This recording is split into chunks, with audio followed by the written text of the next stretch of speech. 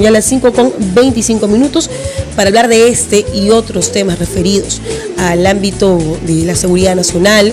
Me acompaña el exministro del Interior, el general Miguel Hidalgo. ¿Cómo está, general? Muy buenas tardes, qué gusto tenerlo aquí. Buenas tardes. Bienvenido a Arroba Radio. Gracias y un saludo cordial a todos sus radioescuchas. No, a usted, gracias por acompañarnos. Ahora, ¿qué le parece todo lo que se ha generado con el tema de esta obra de teatro?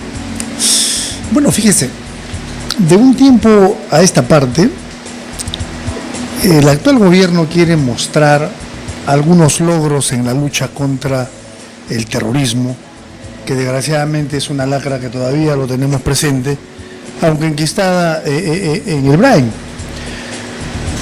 Si mal no recuerdo, en el periodo del ministro Pedraza, igualmente se intervino a un grupo de personas acusadas de terrorismo en el Guayaga, se los condujo a Lima incluso en un avión especial. Y acá las autoridades judiciales, especialmente la Fiscalía, determinó de que estas personas no tenían ninguna relación ni compromisos que puedan ligar los actos de terrorismo. Y tuvieron que regresarlos. Lo que pasó también en Quepachato. Ahora, no nos olvidemos que a una combi fue baleada, donde una persona se vio herida, y el Comando Conjunto de las Fuerzas Armadas, creo que ahí estaba el almirante Cueto, si mal no recuerdo, a través de un comunicado manifestaba de que estas personas tenían vinculaciones narcoterroristas, de que había un sujeto que estaba puesto en la parte superior de esta combi, y al final se tuvo que hasta indemnizar. Me parece que fue la primera indemnización que hizo el Ministerio de Defensa. Otro de los casos, por ejemplo, que son y que han sido cubiertos por los medios de una manera extensa, es el caso del Movadef. Claro. ¿No? Se hizo toda una parafernalia, una gran operación entre comillas. Se detuvieron a personas que transitaban por la vía pública porque no eran pues personas que estaban escondidas, ¿no? No se incautaron armas, no se incautaron planos que podrían determinar que se está planificando un atentado, etcétera. Entonces, pasa el tiempo, mire, y las autoridades judiciales les han dado libertad. Entonces, el tema está, y lo mismo está pasando con este tema de esta obra artística, ¿no? Que incluso el Ministerio de Cultura ya ha tenido una opinión al respecto, ¿no? Pero sin embargo, desde el Estado, desde el gobierno, se quiere mostrar logros cuando realmente estos no existen. Oiga, la jurisprudencia nacional en la lucha contra el terrorismo es muy clara, las pruebas tienen que ser contundentes, ¿no? Y en lo que llaman el proceso judicial tiene que haber carga de la prueba para que la autoridad judicial... Se dañan honras, se dañan vidas, el solo hecho de decir... Pero por supuesto. Se están vinculando con algo tan lamentable, una lacra como es el terrorismo. Ahora, el Estado, el gobierno... Y la presunción de inocencia tiene la responsabilidad de combatir el terrorismo, pero para eso tiene que haber una estrategia que tiene que ir actualizándose con el tiempo. Sendero ya no nos ha planteado una lucha o una guerra frontal. Sendero nos está planteando una guerra inteligente, una guerra política, una guerra judicial. Sendero quiere ganar espacios en tribunales supranacionales cuando se cometen este tipo de excesos en el Perú, ¿correcto? Entonces la guerra tiene que ser política. En el caso, por ejemplo, de la exhibición de cuadros de pintura, oiga, yo creo que una actitud abrupta, ¿no? Bueno, fue terrible. Nos vimos al ministro Daniel Urresti, él irrumpió en esta exposición donde estos personajes que habían pertenecido también a Sendero, habían realizado estas obras, estos cuadros que eran expuestos. Y irse de boca a boca, pico a pico con el señor Manuel Fajardo y levantar la voz todo desaforado. Fue un acto lamentable. Y si usted aprecia esas escenas, usted ha visto que después el que tiene más minutos en cámara es justamente Fajardo. Claro. Y que le dan la oportunidad de explayarse, de decir, de reclamar. Y vender el discurso de que los están persiguiendo, que los están amedrentando, que los están silenciando. Eso es falta de estrategia. ¿Qué pasaría, fíjese usted, si frente a esa galería de pinturas que han sido hechas por presos por terrorismo o terroristas que están en libertad, al frente hubiese una galería y una exposición de fotografías de todas las atrocidades que ha cometido Sendero en el país.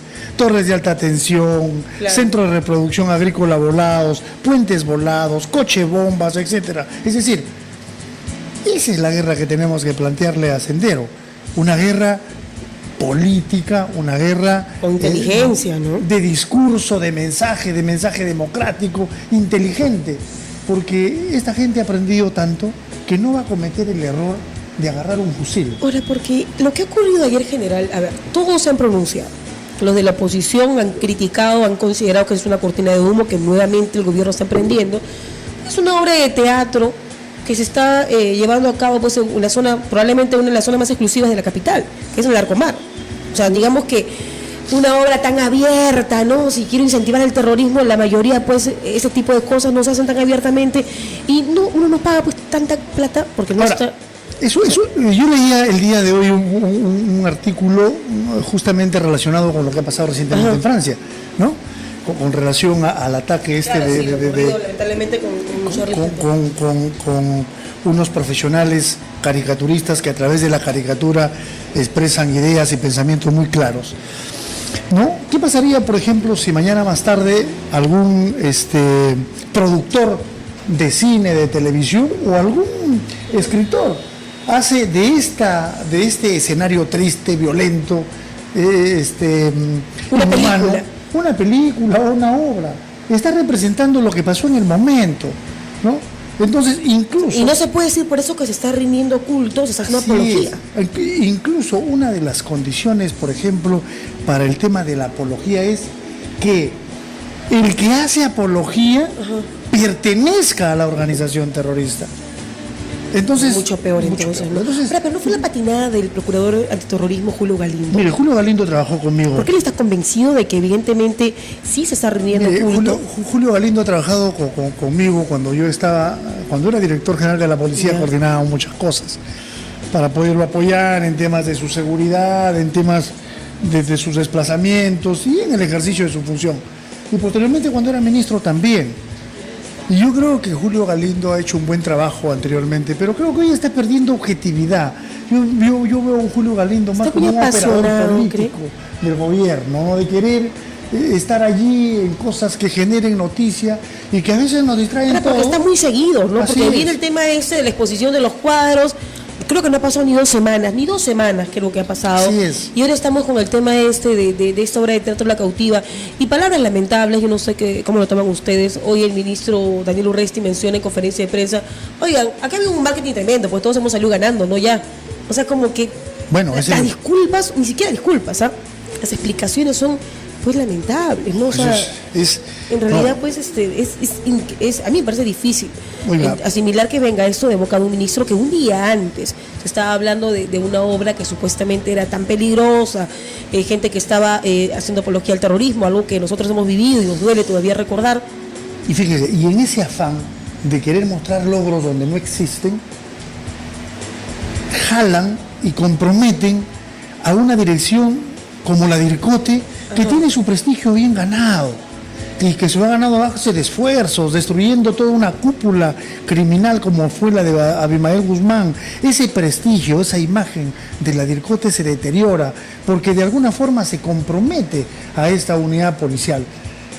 La DIRCOTE, oiga usted, dentro de toda su estructura, todos estos eventos los registra como actos que se producen, como registros diarios que se hacen, ¿no?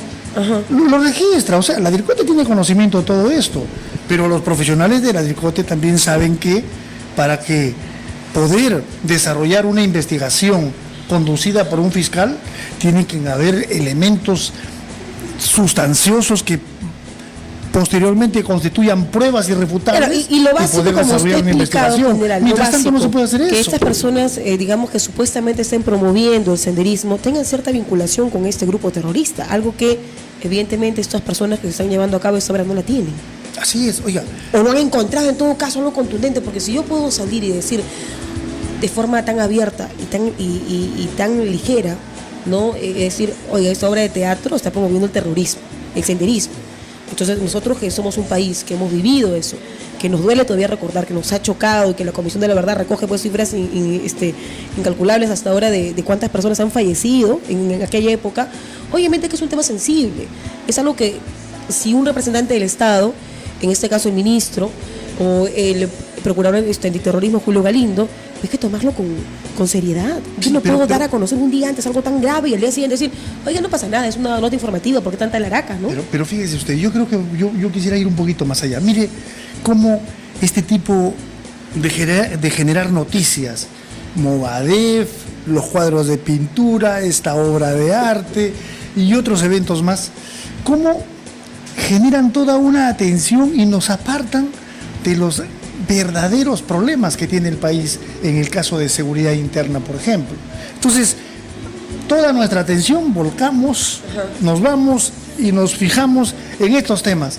Y lo más importante, por ejemplo, la fuga del señor Belaúnde Locio a Bolivia, ya nos olvidamos.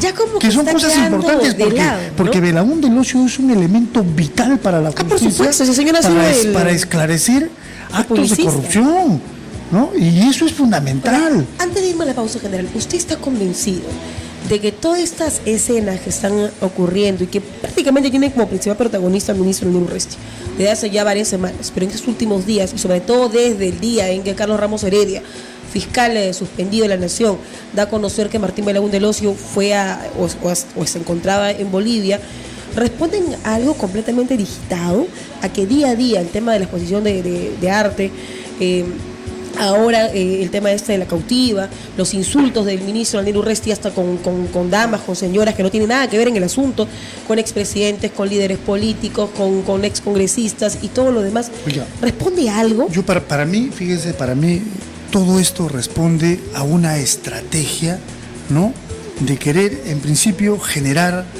noticias ampulosas, voluminosas, para distraernos de los problemas centrales, ¿no? Y creo yo que acá la mano de la inteligencia nacional, de la DIN y de los operadores psicológicos que tiene el gobierno están actuando de una manera bastante organizada. Fíjese usted, ¿cómo es posible de que nos sustraigamos de la preocupación que todos los ciudadanos, que después de 4 años que tiene este gobierno, las condiciones de seguridad de los peruanos estén prácticamente, oiga usted, de manera calamitosa? La última encuesta que yo he podido analizar del Instituto de Integración dice, por ejemplo, que la delincuencia en nuestro país ha aumentado en términos preocupantes.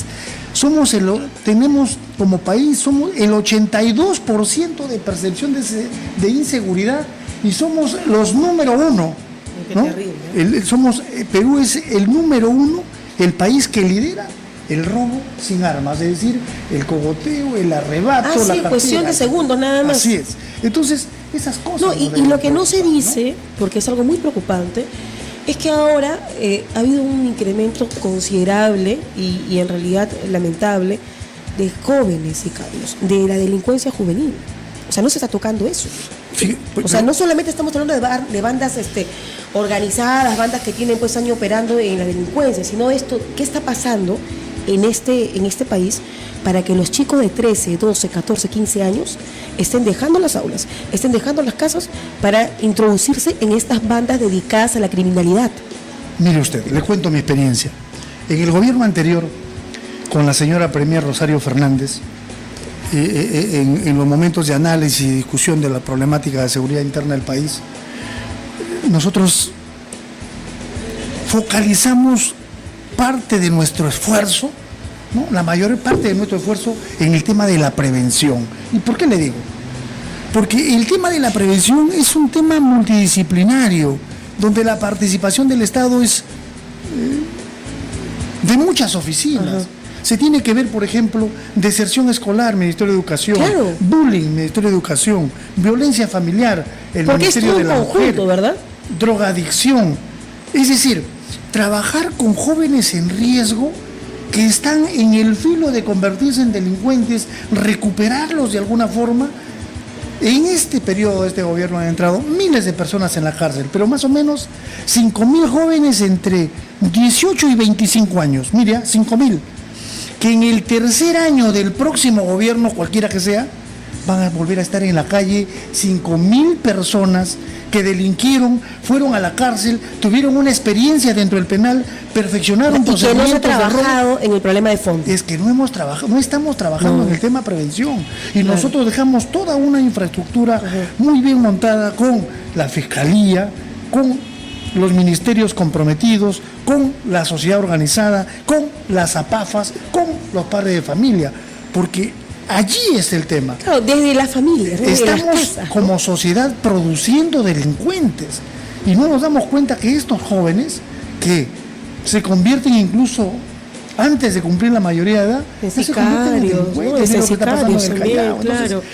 hay que hacer un gran esfuerzo del Estado para trabajar en esto. Y casi yo no recuerdo que, por ejemplo, el ministro de Educación hable sobre ese tema, hable cuál es el trabajo coordinado que están haciendo con el Ministerio del Interior, con las municipalidades, con las familias, con no sé, pues en este caso Maranquita, que viene a pertenecer al INPE, Así ¿verdad? es, no, Entonces, Poder Judicial. Entonces, ¿qué viene? ¿Qué trabajo están haciendo? Aquí O sea, trabajan porque mucho. es un tema en conjunto. Yo quiero pues combatir la inseguridad ciudadana, está bien, todos queremos eso, pero no estamos viendo de dónde se inicia esto. Viene de las casas, viene del olvido también de parte de los padres de familia por una serie de motivos. Lo que estamos haciendo es administrar el producto que se llama delincuente. Pero ¿Por no qué? Porque el detenerlo a Estado tiempo. no ve este tema de una manera amplia, comprometida, con recursos y con una política para ver esto. Miles de niños participan de deserción escolar y la mayoría de ellos están comprometidos en el futuro en delitos. Mire usted, 5.000 delincuentes que ingresaron entre 18 y 25 saldrán de 24 y 30 años nuevamente en el tercer año del próximo gobierno y lo tendremos las en la calles. calle 5.000 jóvenes, no estoy hablando de los mayores, ¿eh? Imagínense cómo No, van a estar y en la hay que calle. ser sinceros que entran a las cárceles y no salen pues unos angelitos. El proceso de resociabilización no se ha logrado del todo. La cárcel es otro mundo.